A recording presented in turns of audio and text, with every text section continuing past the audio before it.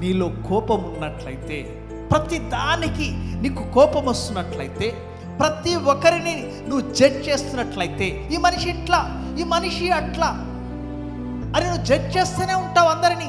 ఎవరితో కాదు లోపము, అది నీలో, నీ డిస్సాటిస్ఫాక్షన్ లైఫ్ లోపము, నీ జీవితం అని నువ్వు అర్థం చేసుకొని లోపము.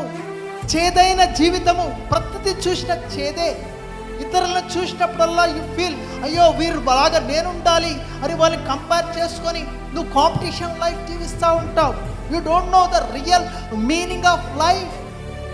ఇతరులను చూసి పోల్చుకొని జీవించడమే జీవితం అనుకుంటావు. నిన్ను నువ్వు ప్రతి విషయంలో డిఫెన్స్ చేసుకుంటూ ఉంటావు. నా పరిస్థితి బట్టి నేను ఇలా ఉన్నాను. లేదు, దేవుడు నిన్ను బహుగా దీవించి ఆశీర్వదించి అన్ని విషయంలో నీ ఘనమైన జీవితం దేవుడు దయచేయాలని ఆశ కలిగి ఉన్నాడు. You are worth your blessing.